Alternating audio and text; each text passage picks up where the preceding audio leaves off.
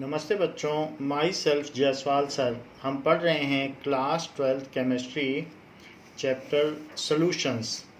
Last class में हमने Raoult's law और इसके क्वेश्चंस देखे थे। Now we will go ahead and see that Raoult's law is nothing but special case of Henry's law. So Raoult's law as special case of Henry's law.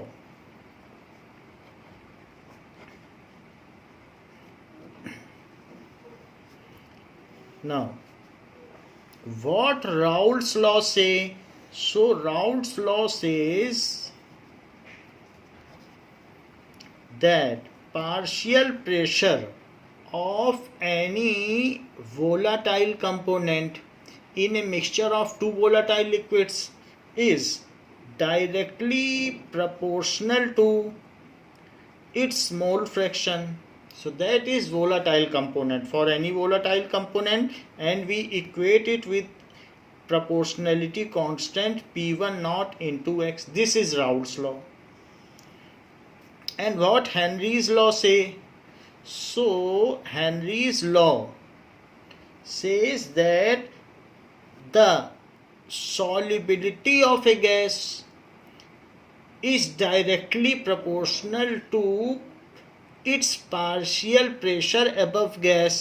तो हम ये कहते हैं कि पार्शियल प्रेशर ज़्यादा होगा तो उसकी जो मोल फ्रैक्शन है, mole fraction is a mode of concentration. So जो गैस है उसके बारे में यहाँ बात कही गई है कि solubility of a gas, otherwise mole fraction of a gas is directly proportional to the partial pressure of that gas applied above it, and it is equated by Henry's constant, that is KHX. If we take gas as a liquid, then there is no difference between these two laws. यहाँ पर vapour pressure of A vapour pressure कहा गया है और यहाँ partial pressure कहा गया है। अगर हम ये मान लें कि गैस लिक्विड में जाने के बाद एज गुड एज लिक्विड हो जाती है और वो एक लिक्विड कंपोनेंट मानी जा सकती है, then there is no difference and both laws are same. So यहाँ पर ये कहा जा सकता है, if we consider that dissolved gas is nothing but a form of liquid. जो dissolved gas है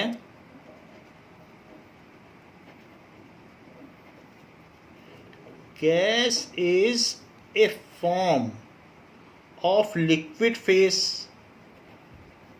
अगर ये liquid phase मान लिया जाए then both laws are same. Both laws are same. तो ये कहा जा सकता है कि ये दोनों लॉज सेम हैं, क्योंकि दोनों में ही, एक में वेपर प्रेशर की बात की गई है और दूसरे में पार्शियल प्रेशर की। एक गैस की सॉल्युबिलिटी की बात करता है और एक जितना उसका मोल फ्रैक्शन है उसके बेसिस पर उसके वेपर प्रेशर की बात करता है। तो basically vapours are nothing, it is of a volatile liquid.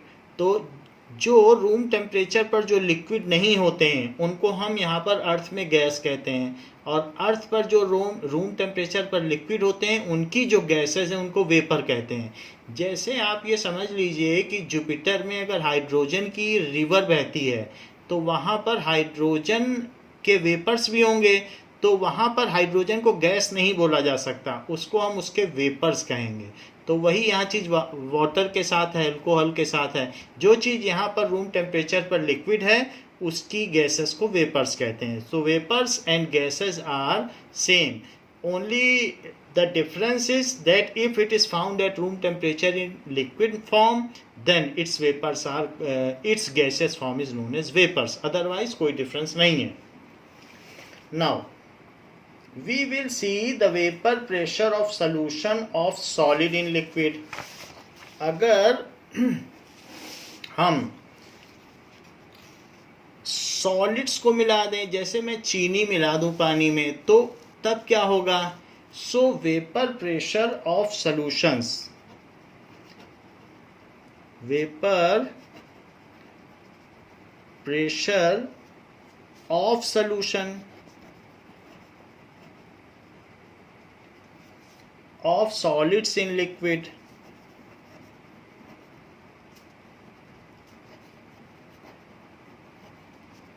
now if we dissolve any substance, solid substance which is non volatile या non sublimable, तो solid substance तो non volatile होते हैं मोस्टली, सो ऐसा if we dissolve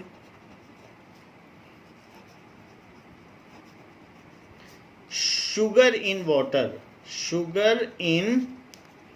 water and make syrup, then what we will see that it is closed tube manometer. तो हम इसमें क्या देखेंगे कि जैसे एक ये प्योर है वाटर, तो वाटर के केस में जो ये प्योर फॉर्म है, तो हम यहाँ देखते हैं कि मैनोमीटर में इस वाटर की वजह से कुछ प्रेशर है, और वो इस जो हाइट का डिफरेंस है दैट इज गेज प्रेशर के इक्वल है रो G H.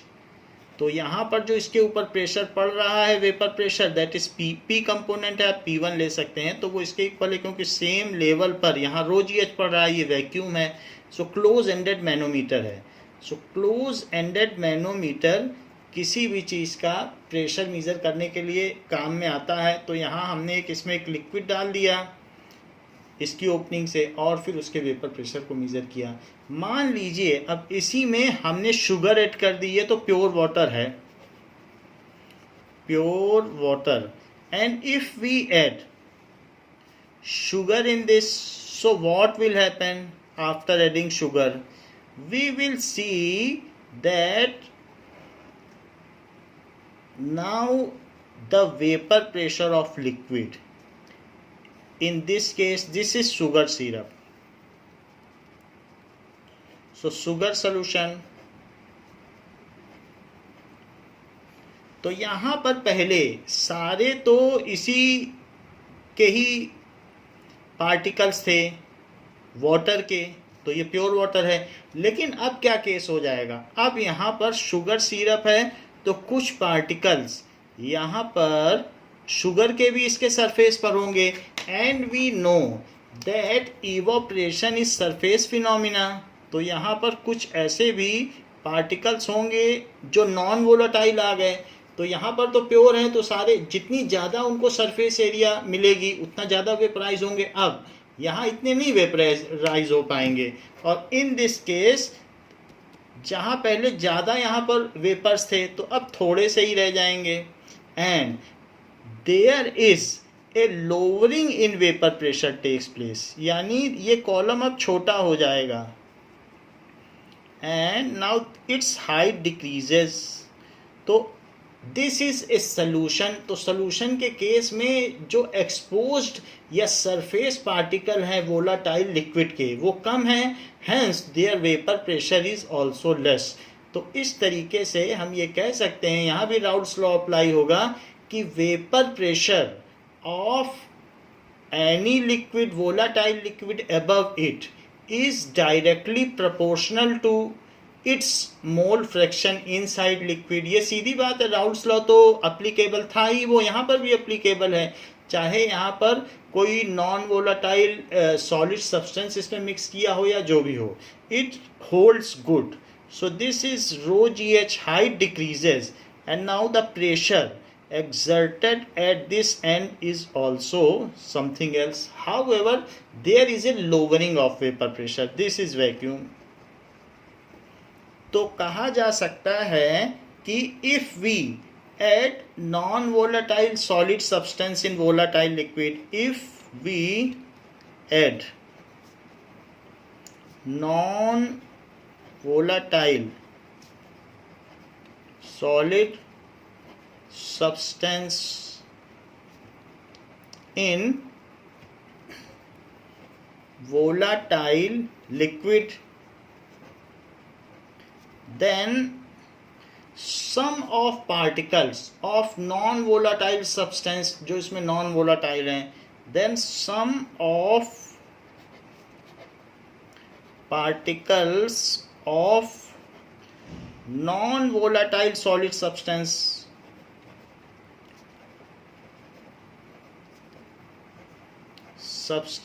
will come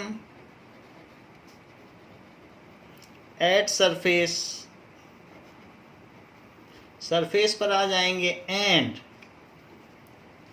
the proportion of volatile substance will decrease at surface and proportion of volatile substance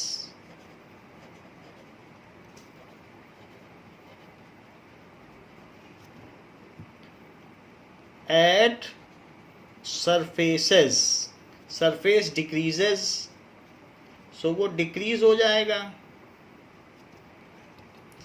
We know that evaporation is surface phenomena. We know evaporation is surface phenomena.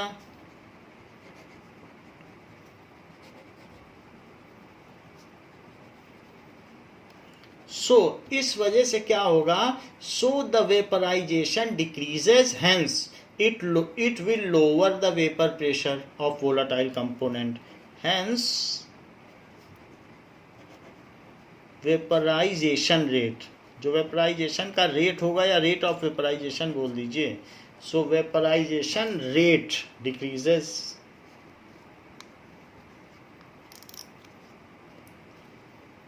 Rate decreases, hence results lowering of vapor pressure,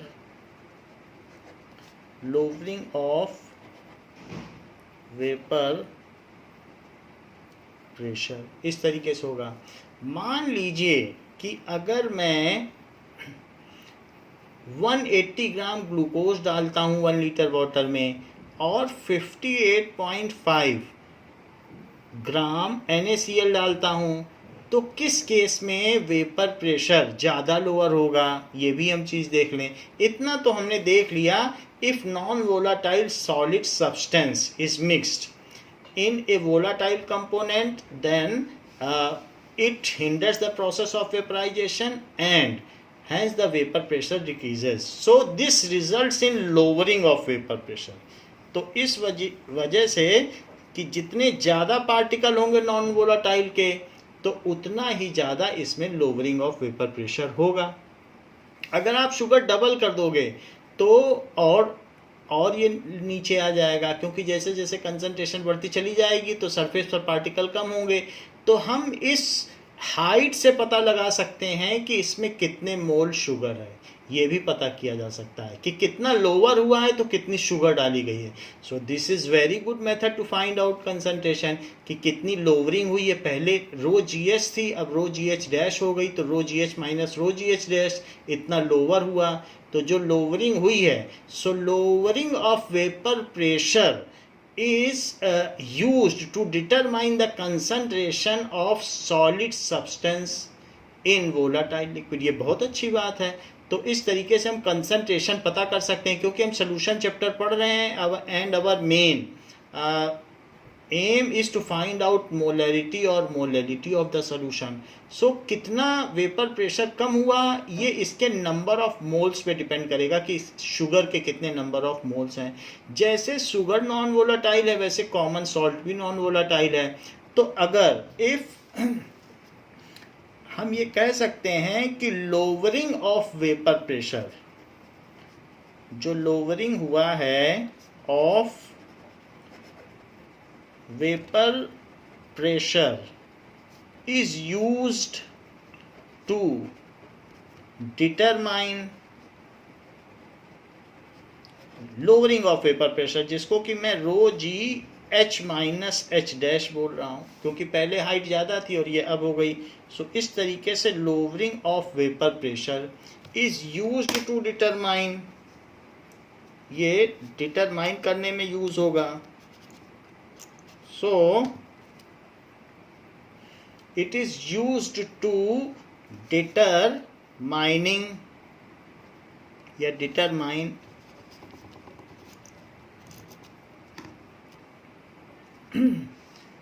the concentration of solid या concentration of solution. concentration of solution कि उसमें कितना non volatile component मिला है of solution. Equal number of moles of any non-volatile component causes equal lowering in vapor pressure. क्योंकि ये number of moles का phenomena है, ये इस बात पे डिपेंड नहीं करेगा कि मॉलिक्यूल बड़े हैं या छोटे हैं, तो ये बहुत बड़ी बात है. Equal number of moles of any component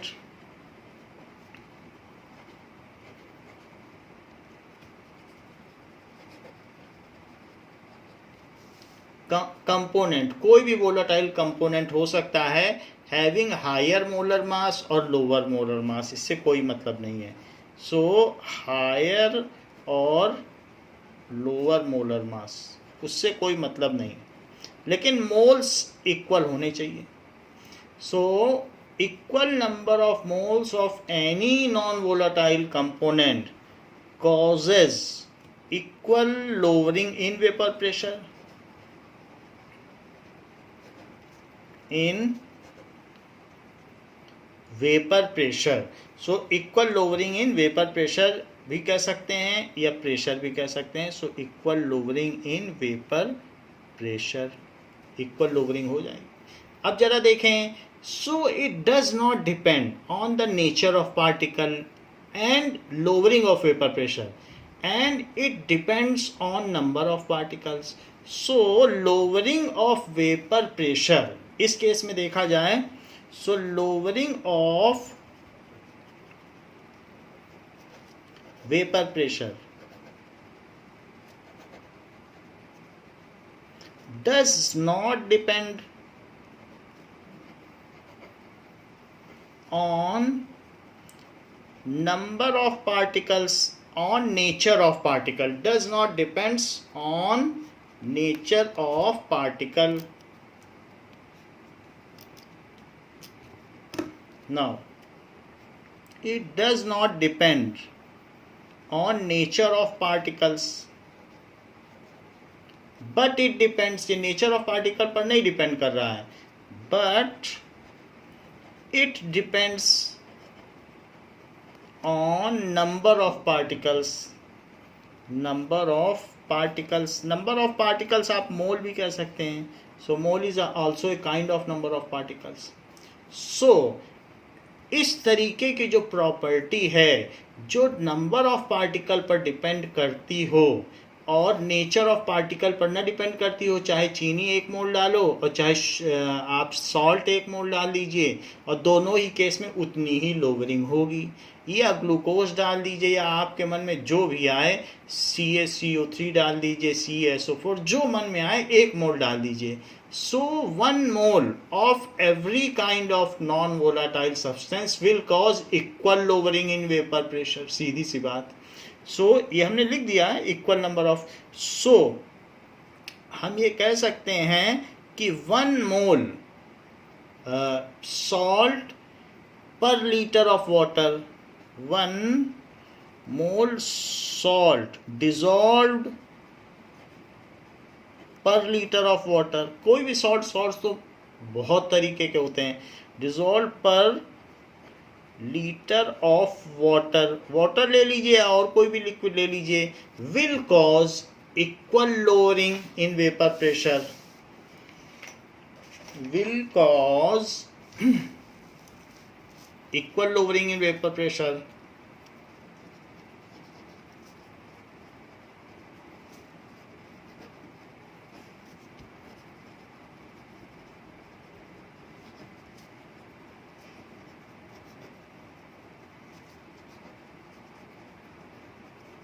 one mole, अगर 1 मोल 1 लीटर में डाल दिया जाए तो इक्वल लोअरिंग करेगा. तो इससे ये पता चलता है कि उनके नेचर पे डिपेंड नहीं कर रही है lowering in vapour pressure. Lowering in vapour pressure depend कर रही है उनके नंबर ऑफ पार्टिकल्स में। तो such properties which depends those properties, जैसे उनमें से एक लोअरिंग इन वेपर प्रेशर भी है, so those properties which depends on number of particles and does not depend on nature of particles is called colligative properties. Those properties, जैसे कि हमने आपको बताया लोअरिंग इन वेपर प्रेशर, तो ये property हो गई। इसी तरीके से एलिवेशन इन बॉइलिंग पॉइंट, वो हम आगे देख लेंगे कि ऐसा क्यों होता है, बट आप लिख लें बॉइलिंग पॉइंट भी बढ़ जाता है। अगर आप देखें तो चाशनी का या शुगर सिरप का बॉइलिंग पॉइंट 100 डिग्री से ज़्यादा होता है, वो मुश्किल से बॉइल करती है। So elevation of boiling point, depression in freezing point, in freezing point, ये सब चीज़ है।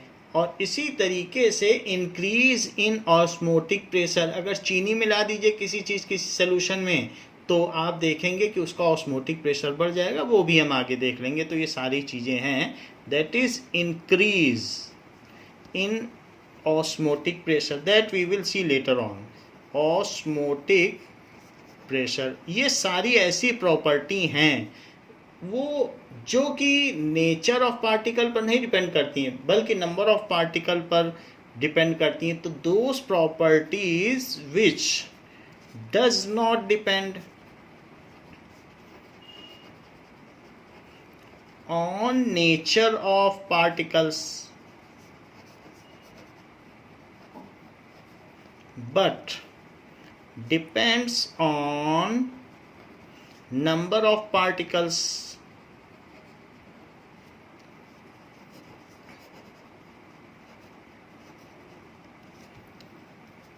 is called those properties. So such properties are called, ऐसी प्रॉपर्टी को क्या कहेंगे? Such properties are called colligative properties. Colligative properties.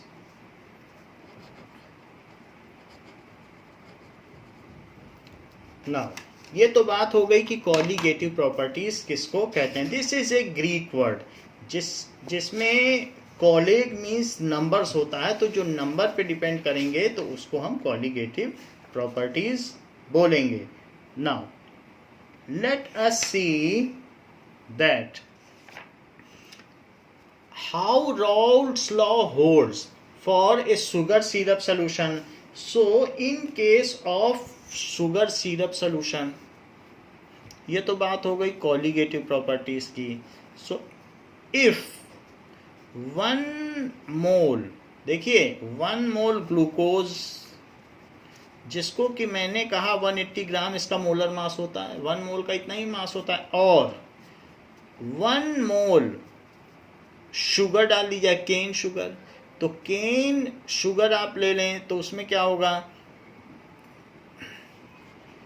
Cane sugar यानी sucrose ले लिया है, तो इट इज C12H22O11, इसका डबल कर दीजिए और उसमें से एक H2O निकाल दीजिए, दैट इज 360 में से 18 निकाल दीजिए, तो यही बन जाएगा। तो 360 में से अगर हम 18 कम कर दें तो कितना हो जाएगा, दैट कम्स एज 342। तो 342 ग्राम ले लें, 342 ग्राम, चाहे आप ये ले लें चाहे ये ले लें, ठीक है। So both causes equal lowering in vapour pressure, dissolved, if dissolved in certain amount of water, हम जरूरी नहीं है कि 1 मोलर सोल्यूशन ही बनाए, जितने भी पानी में आप चाहें, in certain amount of water, एक जैसा अमाउंट लें, certain amount of water will cause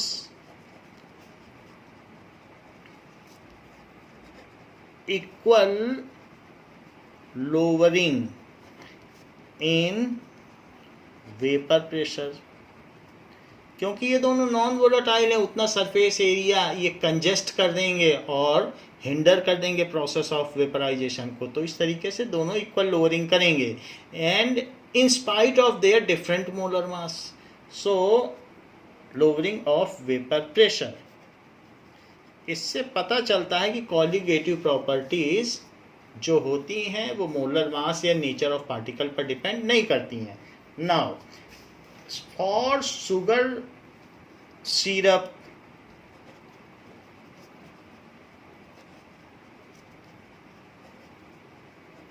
अगर हम शुगर सिरप लेंगे then the partial vapour pressure of each volatile component. Sugar syrup हमने कई चीज़ों में मिला दिया है। Sugar syrup mixed in alcohol sugar syrup है, तो इसमें हमने क्या किया है, कई चीज़ें मिला दी हैं शुगर सिरप में।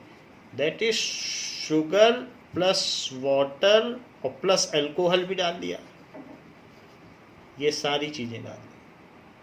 तो अगर हम ऐसा कर दें जैसे कॉकटेल बनाया जाता है, तो sugar syrup for sugar syrup as per Raoult's law,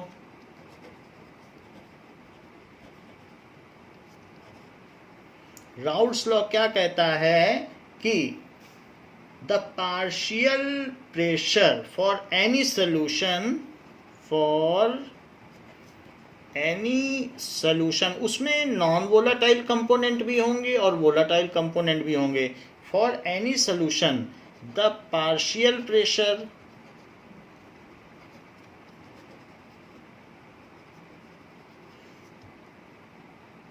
of each volatile component, the partial vapor pressure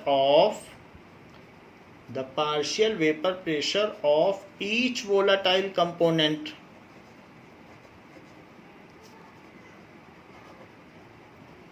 उसमें कई कंपोनेंट है वोलाटाइल, जैसे वाटर एंड अल्कोहल यहाँ वोलाटाइल कंपोनेंट है, तो चाहे इसका पार्शियल प्रेशर हो या इसका पार्शियल प्रेशर हो। अब यहाँ मोल फ्रैक्शन हम तीनों का निकाल सकते हैं। शुगर के ऐड करने से इनका मोल फ्रैक्शन कम हो जाएगा बिकॉज इट्स मोल और divided by all moles. So each volatile component is directly proportional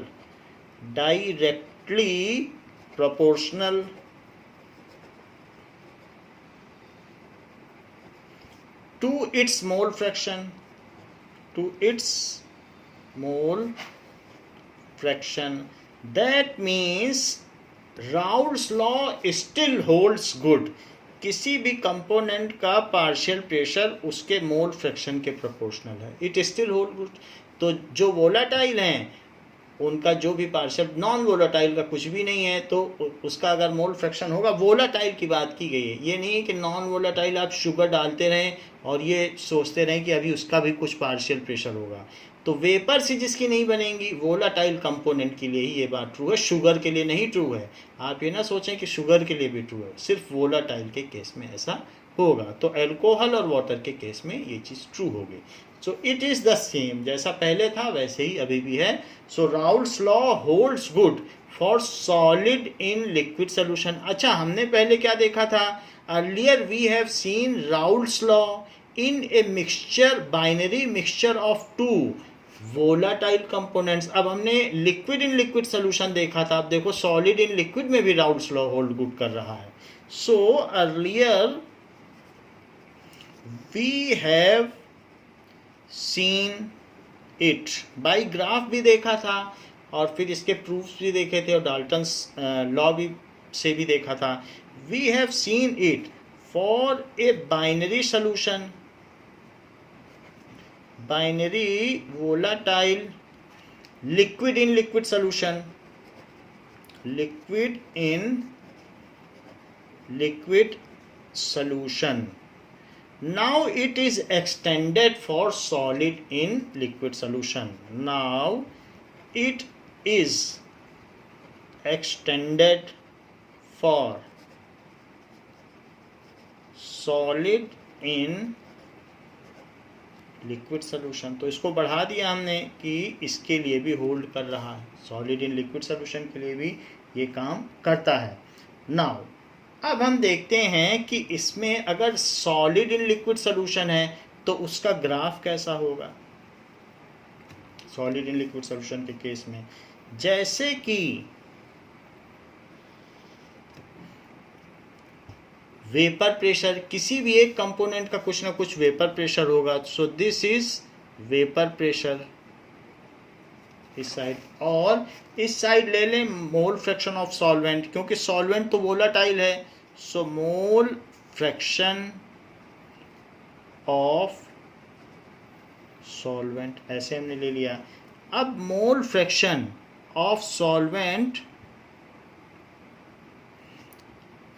ये यहाँ पर 0 है और ये 1 है।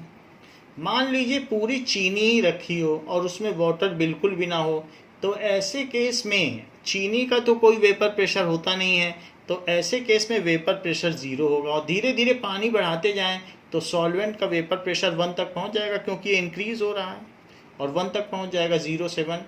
तो एक ऐसा टाइम होगा कि पूरा का पूरा वाटर होगा। जैसे आप ये समझिए कि 1 चम्मच चीनी अगर आप रिवर में डाल दें, तो ऐसे केस में उस चीनी का mole fraction it is nearly 0। तो if infinite amount of water is taken, then a small amount of sugar is added to it, then it equals nearly 1। तो धीरे धीरे जैसे जैसे वाटर आप बढ़ाएंगे तो वैसे वैसे उसका वेपर प्रेशर भी बढ़ेगा, और ये इसी फार्मूले से अबाइडेड होगा। अच्छा, ये जो फार्मूला है ये बिल्कुल वही है, इसको एक्सटेंड किया जा सकता है। It is same P1 not x1, जैसे आप पहले यूज करते थे अभी भी आप उसे कंटिन्यू टू यूज, एंड धीरे धीरे ये बढ़ते बढ़ते यहाँ पर पहुँच जाएगा। This graph is linear, it is true from here, क्योंकि लीनियर इक्वेशन है, लीनियरली प्रोपोर्शनल है, तो चाहे सॉलिड डाल दें या दूसरा वोलाटाइल कंपोनेंट डाल दें, it hardly matters, and for both it is same. और यहाँ पर जब मोल फ्रैक्शन 1 हुआ है तो ये P1 नॉट हो जाए, and it is the linear graph. So the nature of graph is linear. P1 is proportional to x1 and P1 is equals to P1 not x1. So the nature of graph is linear, and the proportionality constant P1 not is the vapor pressure of pure solvent या pure liquid at that temperature. So यहाँ पर ये कहा जा सकता है कि the graph is linearly proportional, the nature of graph is linear. ऐसा हमने पहले भी देखा था।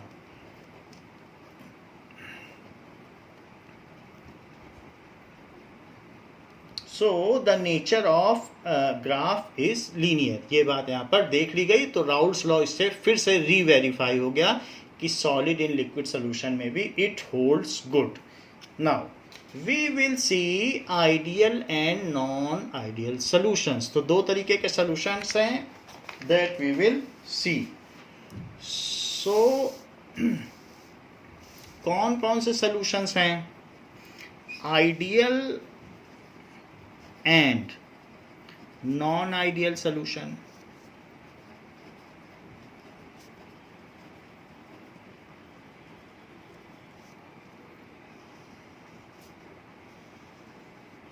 So what is ideal solution?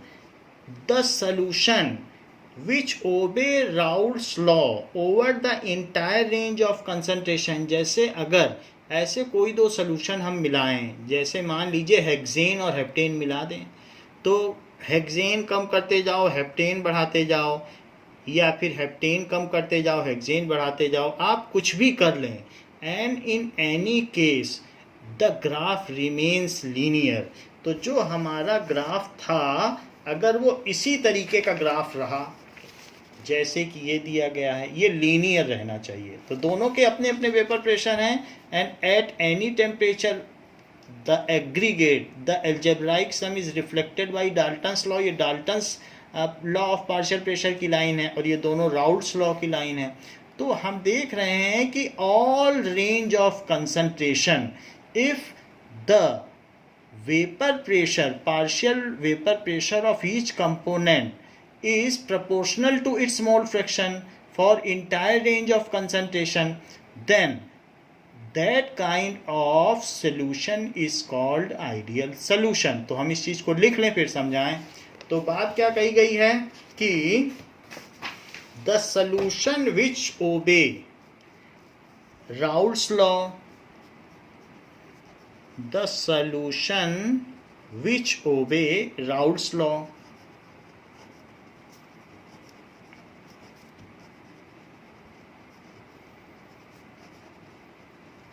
जो राउल्ट्स लॉ को होल्ड करता हो. So the solution which obeys Raoult's law over the entire range of concentration, over the entire range of concentration. इसका क्या मतलब है? Range of concentration are known as ideal solution, known as ideal solution. So in this case ideal solution के लिए क्या होगा? In this case the graph of partial pressure of each component remains linear. मान लीजिए कि हम यहाँ पर P1 के बारे में बात कर रहे हैं, तो उसका जो मोल फ्रैक्शन है, सो दैट इज एक कंपोनेंट है, उसका मोल फ्रैक्शन मान लीजिए x1 ले लीजिए एक कंपोनेंट, और वो यहाँ ज़ीरो है. तो ज़ीरो है तो उसका वेपर प्रेशर भी ज़ीरो होगा, वेपर प्रेशर. और जब फुल हो जाएगा तो उसका वेपर प्रेशर P1 नॉट हो जाएगा. तो इस तरीके से हम देख रहे हैं कि P1 कैसे प्रोपोर्शनल हो रहा है, तो लीनियर है. ऐसे ही P2 हो सकता है वो लेस वोलाटाइल हो, तो जो x2 कंपोनेंट है वो यहाँ पर फुल मोल फ्रैक्शन पर है, 1 पर है यूनिटी, और यहाँ ज़ीरो है. तो ज़ीरो है तो उसका जो P1 है, ये P2 है, तो वो यहाँ पर P2 नॉट, ये प्योर का है, तो ये लीनियर ही. और अगर इन दोनों का किसी भी पॉइंट पर मैं एल्जेब्राइक सम करूं, पॉइंट वाइज एल्जेब्राइक सम करता जाऊं, तो इन दोनों को जोड़ दोगे तो टोटल प्रेशर आ जाएगा. वो डाल्टन्स लॉ है, तो वो ये लाइन आ जाएगी. आप ऐड करके देख लें, इतना ही है. सो इस तरीके से जो P टोटल है, it is P1 plus P2. तो ये P1 एंड P2. तो डाल्टन्स लॉ तो हमेशा होल्ड गुड करता है, चाहे आइडियल सोल्यूशन हो या ना हो, उसको तो सिर्फ टोटल करना है, तो उसमें तो कोई दिक्कत नहीं है. हाँ, राउल्ट्स लॉ होल्ड करता है या नहीं, इस पे हम जांच करेंगे. सो आइडियल सोल्यूशंस कौन से होते हैं कि for entire range of concentration, ये चीज़ इधर बढ़ रही है, ये चीज़ इधर बढ़ रही है, मोल फ्रैक्शन फर्स्ट और सेकंड कंपोनेंट का, एक का बढ़ाओगे तो दूसरे का मोल फ्रैक्शन कम हो जाएगा. सो दो solutions are known as ideal solution. वो कौन से सॉल्यूशन होते हैं? Let A and B are two components of solution. Let A and B are two volatile component. Volatile component की ही बात हो रही है. Volatile liquid in liquid solution, component of solution. So ऐसे केस में if they are intermixed, if they are intermixed, अगर उन्हें इंटरमिक्स किया जाए एंड उनके मिक्स करने पर जो हीट ऑफ सॉल्यूशन हो, तो हीट ऑफ मिक्सचर या हीट ऑफ मिक्सचर लिख लें, या सॉल्यूशन बुक में मिक्सचर लिखा है, अदरवाइज सॉल्यूशन भी लिखा जा सकता है. सो हीट ऑफ मिक्सचर वो ज़ीरो हो, कोई ना हीट इवॉल्व हो और ना ही कोई हीट एब्जॉर्ब हो, तो जैसे पहले थे वैसे ही अभी भी रहें. ऐसा कब होगा? That is the force of attraction between AA, जो AA पार्टिकल हैं, जैसे हेक्सेन और हेक्सेन के बीच में जो फोर्स लग रहा था, वही हेप्टेन और हेप्टेन के बीच में भी लगता हो, और वही हेक्सेन और हेप्टेन के बीच में लगता हो. यानी सभी के बीच में सेम ही फोर्स होगा. अगर कोई रिपल्सन नहीं होगा या कोई अट्रैक्शन नहीं होगा, सभी नॉन पोलर होंगे, तो ऐसे केस में कोई हीट इवॉल्व होगी ही नहीं, क्योंकि उनके बीच में आपस में अट्रैक्शन नहीं होगा, कोई हाइड्रेशन या सॉल्वेशन नहीं होगा, कुछ भी ऐसा नहीं होगा। सो ये इसकी प्री कंडीशन है, तभी हीट ऑफ मिक्सचर जीरो हो सकती है। और दूसरी चीज़, अगर रिपल्सन नहीं हो और ख़ास अट्रैक्शन नहीं हो तो वॉल्यूम में भी चेंज नहीं होगा। एंड डेल्टा मिक्सचर वॉल्यूम, ना तो हीट में चेंज हो, neither it is endothermic nor exothermic, और ना ही वॉल्यूम में चेंज हो, और फोर्सेस इक्वल हो। अगर ये तीन चीज हो गई, इसी के होने से ये दोनों हैं, सीधी सी बात। So that means the intermolecular attractive force,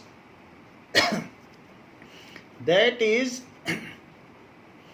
if intermolecular attraction force for AA type is equal to, AA type के बीच में जो अट्रैक्शन है is equals to BB type, and further it is also equal to AB type, then no heat change takes place, no enthalpy change takes place, and जो अगर हम एक एक लीटर दोनों को मिलाएंगे तो 2 ही लीटर बनेगा। ये नहीं होगा कि 2.1 लीटर बन जाए या 1.9 लीटर बन जाए। ऐसा अगर हो गया तो वो नॉन आइडियल सोल्यूशन है। अगर उनके बीच में मिलाने के बाद ज़बरदस्त अट्रैक्शन हो जाएगा तो वॉल्यूम कम हो जाएगा, अगर रिपल्शन हो जाएगा तो वॉल्यूम बढ़ जाएगा, रिपल्शन होगा तो पॉजिटिव डेविएशन कहा जाएगा। तो अगर जो ए बी के बीच का फोर्स कम होगा तो पॉजिटिव डेविएशन, और अगर ज़्यादा हो गया तो निगेटिव डेविएशन। तो वो हम नॉन आइडियल सोल्यूशन के 2 केसेस देखेंगे। लेकिन हमारे केस में तो 1 लीटर हेप्टेन और 1 लीटर हेक्सेन मिलाया तो 2 लीटर मिक्सचर बना, तो 2 लीटर मिक्सचर बना, तो ये आइडियल है। यानी मिक्सिंग के बाद वॉल्यूम में कोई फ़र्क नहीं पड़ा, जितना जितना मिलाया था उनका टोटल कर दीजिए सम, वही उसका वॉल्यूम है। So in this case the volume of solution is equal to VA plus VB।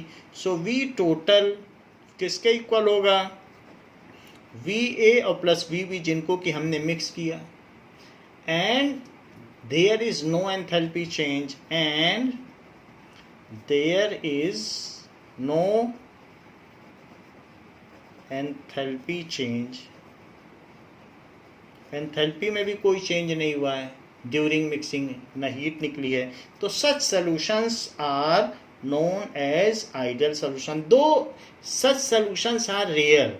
However, there are some solutions which are nearly ideal in behavior. So N यानी जो सिंगल चेन वाला होता है, N hexane linear, that is C6H14, and normal, N का मतलब normal, heptane, दोनों ही non polar हैं, तो C7H16 form when mixed form ideal solution, when mixed form ideal solution. They follow Raoult's law in entire range of mole fraction. इनका graph हमेशा linear रहेगा। इसी तरीके से methane, bromoethane and chloroethane also. Other example क्या है कि mixture of bromoethane and ये C2H5Br, bromoethane and chloroethane, इनका मिक्सचर भी आइडियल है। या और एग्जाम्पल हो सकता है benzene and toluene. So mixture of benzene and C6H5CH3 that is toluene, जिससे बोर्ड मार्कर में लिखा जाता है। So this is also an ideal solution. They fall in this category. So we have seen the ideal solution. Solutions दो तरीके के होते हैं। कौन कौन से तरीके के होंगे? सोल्यूशंस या तो आइडियल होंगे और या नॉन आइडियल होंगे। आइडियल और नॉन आइडियल। जो आइडियल सॉल्यूशंस होंगे दे ओबे राउल्ट्स लॉ। ओबे राउल्ट्स लॉ का मतलब है कि इनका ग्राफ लीनियर होगा, तो चेंज नहीं होगा। और कुछ ऐसे हैं, आपको मालूम है कि अगर विस्की रख दो तो इतनी स्मेल नहीं आती है, और पानी रख दो तो उसकी तो कोई स्मेल ही नहीं होती, लेकिन जब दोनों को मिक्स किया जाएगा तो अचानक कमरे में स्मेल बढ़ जाती है। इसका मतलब है कि वेपराइजेशन बढ़ गया है और उनके बीच में रिपल्शन बढ़ गया है, और उन दोनों का जब मिक्सचर करते हैं तो नेट वॉल्यूम उन दोनों के मिक्सचर के वॉल्यूम से ज़्यादा होता है, तो वेपराइजेशन भी ज़्यादा होता है। ऐसे सॉल्यूशंस नॉन आइडियल सॉल्यूशन की कैटेगरी में आते हैं। So non ideal solution which do not obey Raoult's law, do not obey Raoult's law. So they also are subdivided into two categories. Some solutions deviate positively from Raoult's law and some solutions, non-ideal solution, deviate negatively from Raoult's law. तो उसको अब हम देखेंगे। That is positive deviation and negative deviation. Positive deviation, सबसे पहले तो non ideal solution को ही देखेंगे, फिर पॉजिटिव डेविएशन कैसे वो शो करते हैं ये भी देखेंगे, और निगेटिव डेविएशन को भी देखेंगे। So we will see that how they deviate from Raoult's law, and this we will see in next class. तो बच्चों इस क्लास के लिए इतना ही। Thank you.